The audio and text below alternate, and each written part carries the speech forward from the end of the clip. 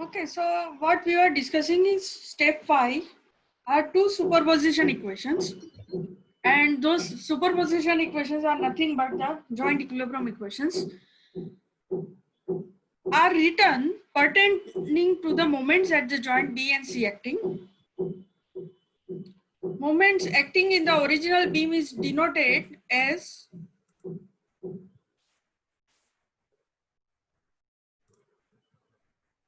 AD1 and AD2. So that I have told you that moments in the original beam, if at all external moment is being applied, those moment is called as AD1, AD2 matrix.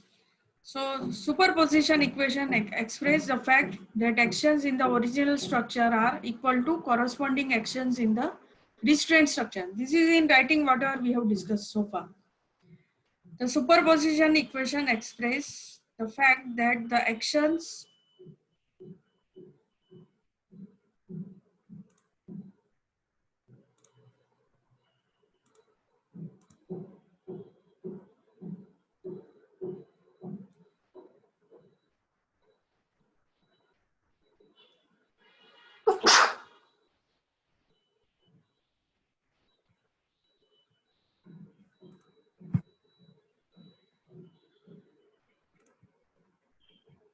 represents the fact that actions in the original structure are equal to corresponding actions in the restraint structure. So that I told you, see, it is always to be equated. AD1, AD2 matrix is always to be equated with the remaining restraint structures, and those moments are in the original structure due to the loads plus the corresponding actions in the restraint structure due to unit displacement multiplied by the displacement itself. So that says that how do we write the equilibrium equation? It was, when you see the pictorial view, it is easy to understand, but this is just in writing that how you can write it in a matrix form and how you can express in the words.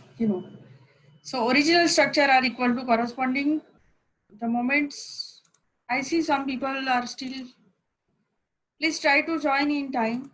I mean, I gave you 5-minute break, but please understand late joinings are not allowed.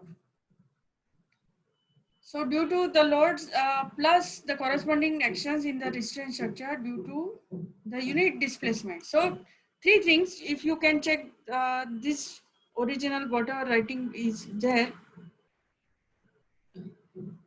Basically the summation of all this at joint B, summation of moments, that is what they say. This is the restraint structure. This is the release structure because of unit displacement. This is again the release structure because of the unit displacement at 2. And then you can write the stiffness coefficient. So this is equal to equivalent structure added all three other structures. So simplification of this is, I would say this is a complex structure to analyze. In theory of structure, you can always use moment distribution.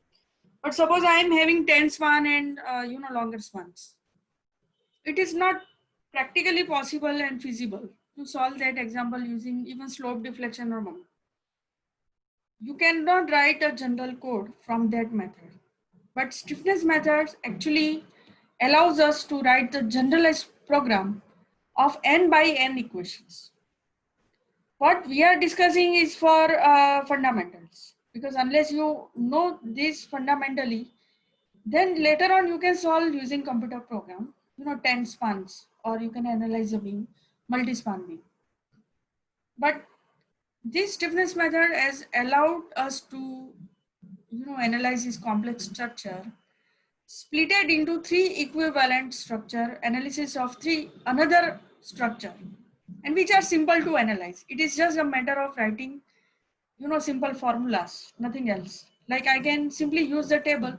Now we'll switch over to how to use the tables and all. So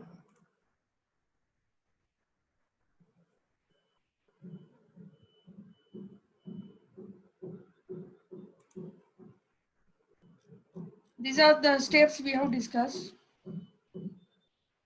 Okay, now we are coming to how to calculate the individual quantities.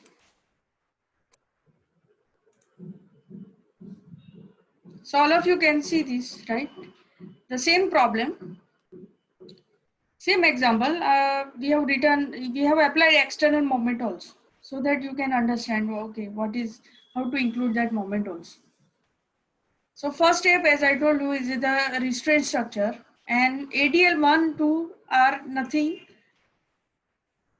As I told you, you have to keep the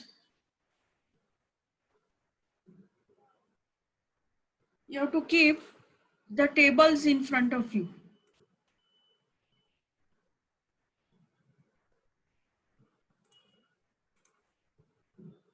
You have to keep the tables in front of you.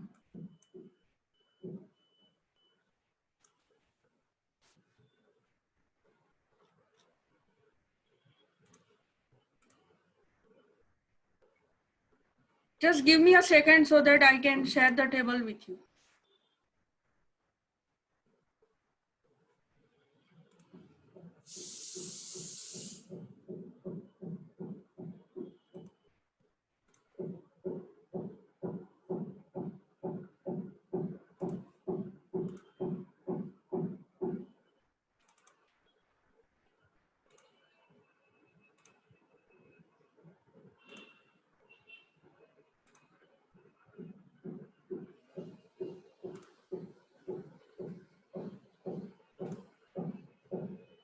All of you can see this slide.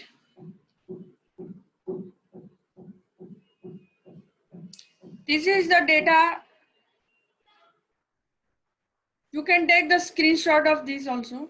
If you want, you can take the screenshot, because these are the data we are going to use it frequently.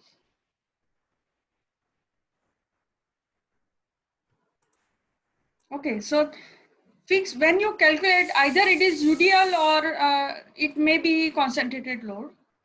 There are two possibilities. Either it can be UDL or concentrated load.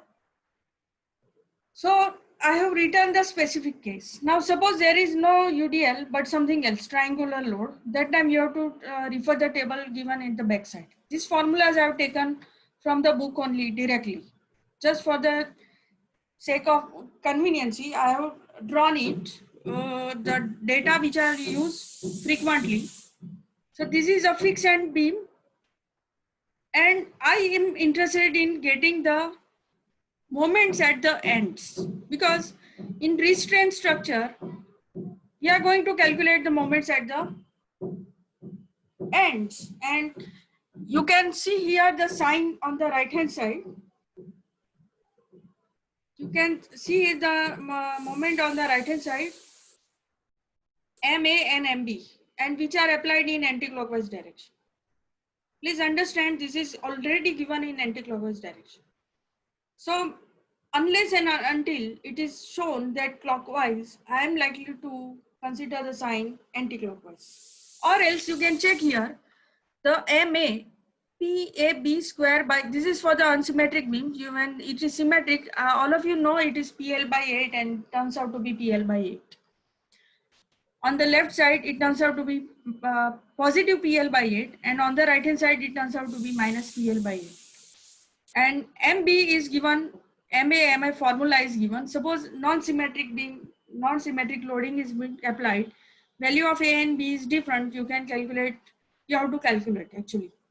So this formula, we are going to use it for the concentrated load. And for UDL, the fixed end moments are, you can remember this, WL square by 12, WL square minus WL square by 12 on the right hand side. Now they have already given negative here, that means it is clockwise here. Though here it is shown anti-clockwise, please remember, don't get confused with whether it is positive or negative. This is a sign convention for the data given. And you can see here it is anti-clockwise. And you can check here MA and MB value here. If it is positive, it is anti-clockwise only. But if it is negative, it should be inner clockwise. So take the value. We are more interested in taking the value which is actual. So all of you can take the screenshot of this. This table is helpful to you. Second table is shown on the right hand side. Of course, this is the axial stiffness. Stiffness showed. We will be using this for the frame, not right now. You can check the remaining two beams, which we are going to use it. You know, the last beam, especially in case of rotation, we will be using this data where vertical reaction forces are also there, that when we have displacement as your kinematic variable, we have to use that values. But right now we are more worried about the type of problem we have chosen is about rotation, MA and MB. Calculation of MA and MB. So MA is of course, and both are anti-clockwise. Whereas here in the first table, it is shown in a clockwise direction. So I can take it negative if it is shown in a clockwise direction. So whatever value I'm picking up from the second table, I can pick up as negative because I am assuming anti-clockwise direction positive. So it may be minus 6 EI or something like that. Anyway, so when we solve problem, we'll come to it. So right now I'm more worried about this MA in anti-clockwise direction here, MA near and far end when I'm releasing the joint. MB is 4 EI by L and this is 2 EI by L. So this will be helpful in calculating the stiffness coefficients. This right hand side table is helpful in solving the stiffness coefficient, but the left hand side table will be used to calculate ADL matrix. Please understand ADL because ADL matrix is something we have to use it for the calculation under the moments calculated under the external load. So let us switch over again to the original.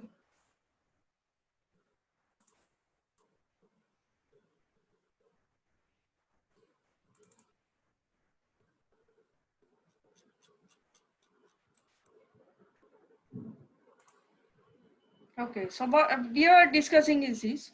So your ADL matrix is written here, ADL1. Now, this is a multi-span beam and the formulas given are for the single span beam. Now, two beams are connected together. If I am considering joint B, the moments, fixed moments because of this first span and moments because of the second span are to be calculated. So ADL1 matrix or the quantity is not just alone because of the first span. Please understand this because there are multi-span. This is now we are talking of different problem, multi-span. So ADL1 is not just the addition, the moment because of this P1, but it is also the moment because of P2 because this is a joint intersection, you know, of two beams. And I can't neglect the moment because of these two words. Okay, as long as load P3 is concerned, let's not worry about load P3. This is not going to affect our beam as long as we are analyzing the stiffness method. But when we are analyzing for the rotations using the stiffness method. But P3, load P3 will be added later on when we are calculating the reactions. And that we will see in the second part where we want to calculate the reactions. So ADL1 matrix is comprises of, you know, left, right of this, right moment. That is a fixed moment because of P1. All of you know it is negative. If it is to be calculated here, then it is positive. But here, as I told you, we are not interested anything here. You know, we don't want to calculate any, we don't consider this joint. Our joint is where joint 1 and 2 is where I want to calculate the unknown rotation. So it is comprises of load P1 minus P1 L by 8 plus P2 because of P2, what is the moment, fixed moments. Again, using the same formula, you know, since because this is a symmetric, I have written directly P1 L by 8. Otherwise, you can follow the formula which is given in that table. Is equal to, so summation of this is minus let us assume P1, P2 same, then they are like, I think they have given some values for P1 and P2. Maybe I have forgotten here because some value of P1 and P2 is being written, and that's why it turns out to be maybe 2 times or something, turns out to be minus PL by 8. This is given in the problem. This problem is given in the book also, you can refer. So ADL2 will be simple. It is simply there is no other another member connected.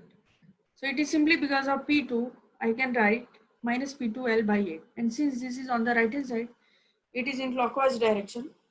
So I can write it minus P2L by 8. So minus P, maybe P2 is equal to P and P1 is equal to 2 times P. And that's why this formula is occurring. Now ADL matrix is written in this form, PL by 8 minus 1, 1. Only thing is we have written these two equations in the matrix form. Okay, now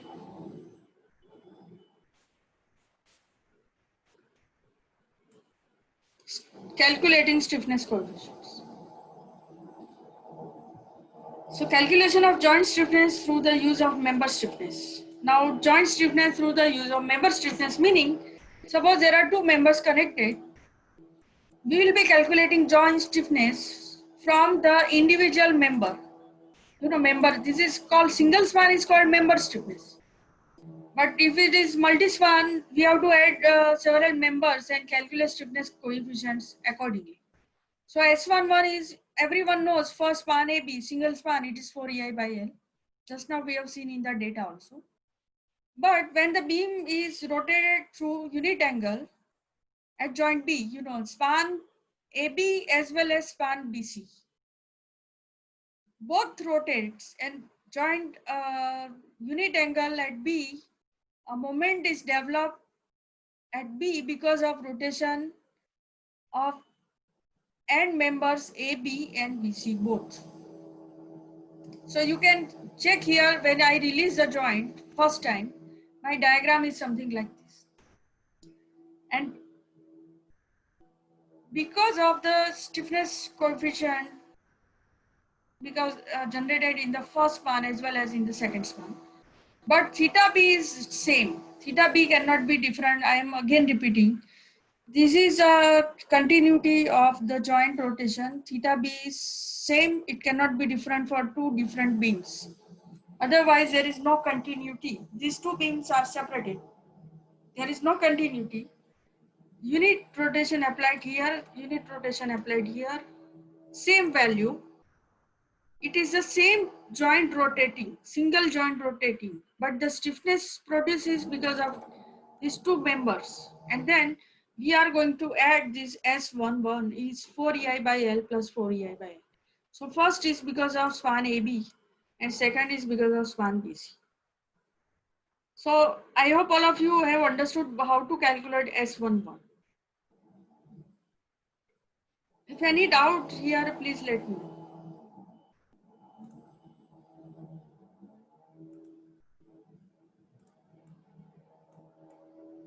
Any doubt here? How we are calculating stiffness coefficient?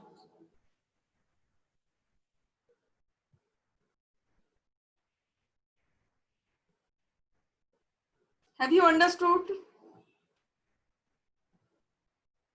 Yes.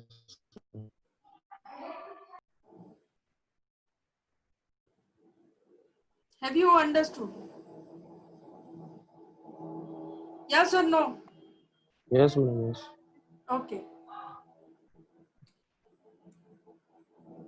So total moment at B, moment means of course stiffness coefficient, total moment, stiffness coefficient will be summation of these two, 4EI by L 4EI. Okay, now if the span length is different, you name it accordingly, because here I am assuming that AB has same length and BC has same length. But if it is different, I have to write different length. So if one is 4 meter and another one is 5 meter, I have to write even the flexural rigidity EI can be different. If in case of non-prismatic beam, Everyone knows prismatic and non-prismatic. Prismatic beams are when EI is constant throughout the beam for all spans, but non-prismatic is the flexural stiffness of the beam will be different. So EI can be different also. It may be like in the multiples of something, EI. So that will be given as a data in the problem. So S11 is being, please understand these two are not same, it is different because the type of problem you have chosen, it is the same. Stiffness 2-1 is a moment developed at joint C when the joint B is rotated through unit angle. That means we are talking about S21. Sorry, we are talking about, yes, we are talking about S21, which is a moment developed at joint C and when joint B is rotated. So this is becoming the far end. You can compare the table, the second span. Now compare this second span directly with the table. Now in table, the beam is shown where this joint is released, it is shown here. So what you have to do, you have to reverse the page, rotate it through 180 degrees, 360 degree. You will come to know that release joint will appear here. If I rotate this page also, a release joint will appear here and fixed joint will appear here. Now here it is not going to affect anything because the moments are given, all moments at both the space given anti-clockwise. And the moment at the fixed end, you have to remember 4 EI by L, and moment at the release joint, it is 2 EI by L. Even if you rotate, it is not going to make any difference.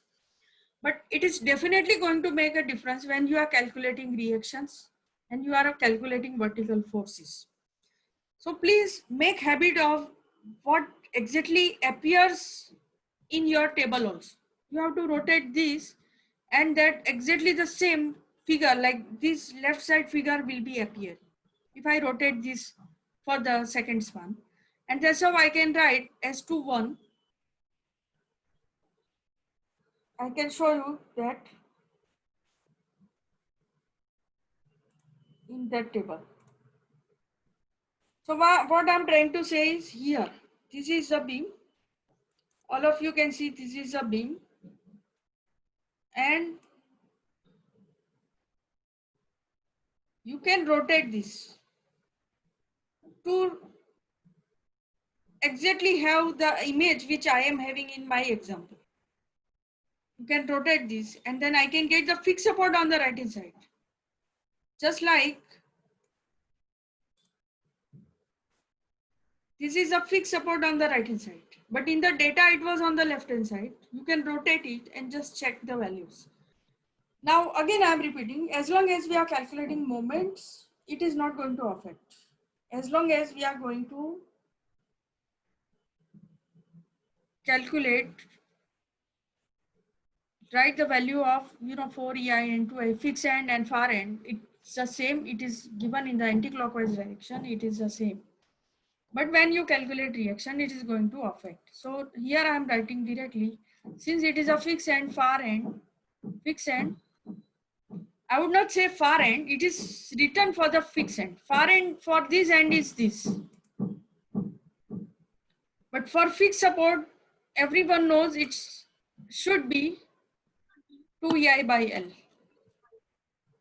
2 EI by L from the data. Now the remaining two stiffness coefficients are to be written S12 and S22. By releasing, it will be occurring by releasing the joint C. Allow unit rotation at joint C. These two coefficients are to be written. Again, you check the table and data.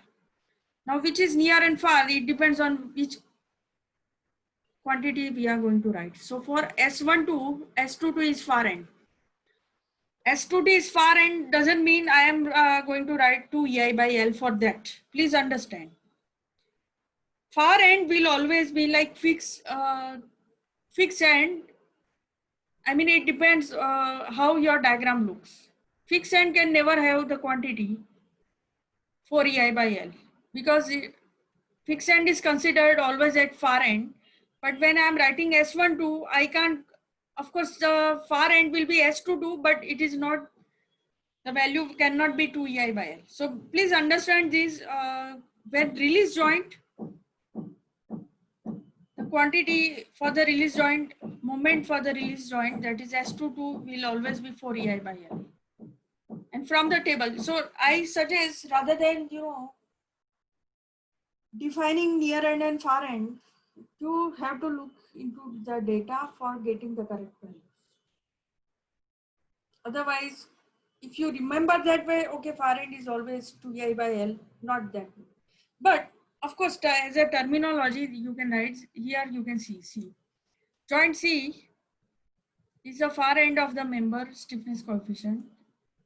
So yeah, for in our earlier case, S21 was written 2EI by L because it was really a far end, for this. For this being, for this end, it is a far end. But for this, it is near end. But for this diagram,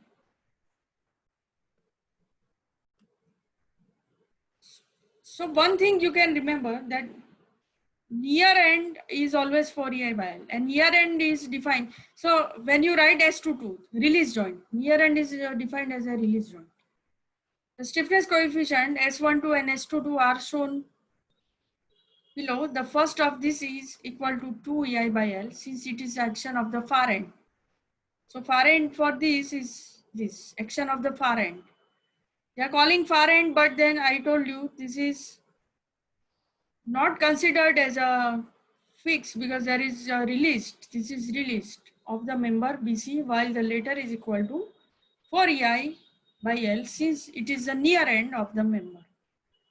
So just compare the diagram, that will be easy for you. You have to pick up the value from the data. So S12 will be 2EI by L, S22 will be 4EI by L. Now we are writing in a matrix form, that is a stiffness matrix. S11 is equal to EI by L. I mean, just a simplification, whatever values are there. So only the stiffness coefficient S11 will be 8 EI by L. This will be 2 EI by L, 2 EI by L, and this is.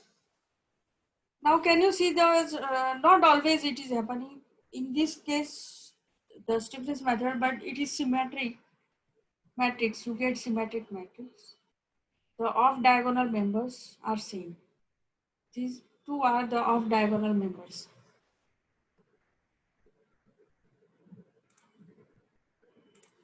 These 2 and 2 are off diagonal members. This is your 8 and 4 are your major diagonal.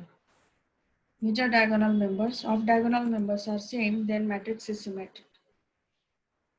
And here you can check that AD matrix is also written. Now, what is AD1 and AD2? So you have to look at the original beam. What is AD1 and 2? AD1 will be here. And it is again applied in anti-clockwise direction. And the value of AD1 is given, M is equal to PL. M is equal to PL. And ADL2 is, there is nothing here. There is nothing here. So it is being given 0. And the whole equation I can write it in a matrix form. I mean vector form. AD is equal to ADL plus S times D. S is your stiffness matrix. D is your unknown rotation, D1, D2. ADL matrix is written. AD matrix is written. And then you get the D. Unknown rotation you have to obtain. So what you have to do is inverse of this matrix is required. Matrix inversion, without matrix inversion process, you can't calculate rotation. So S inverse times AD minus ADL. And sometimes I told you AD matrix can be 0 if there is no moment applied in the original beam. So your equation becomes directly S inverse times minus ADL. So here, the whatever quantities that we have calculated, 8 PL 0 minus PL by 8 minus PL by 8 plus this is a matrix and D1 D2 after finding matrix inversion. So this is a matrix. I expect everyone to inverse to learn if you have forgotten 2 by 2 matrix. It is very much frequently we are going to use inversion of this matrix. So sorry, not other matrices, but S matrix inversion is always required. We will be dealing with problems 2 by 2 matrices for the time being. So 2 by 2 matrix inversion, everybody should be knowing. Now 3 by 3 matrix inversion is in case at all required. When you do assignment, that time I can give you some software name. You can make the use of online calculator, online software also. For 2 by 2 also you can use, it is my assumption you know the inversion, or you can use the elimination method also. But that is a lengthy procedure because you have to calculate cofactor, adjoint, and Cramer's rule is not very efficient. But for the time being, temporarily we have to manage it. And I want final answers. So somehow I have to get the matrix inversion values. So this is D1, D2. After this is the inversion I have written directly, and you can calculate D1, D2. That's a rotation.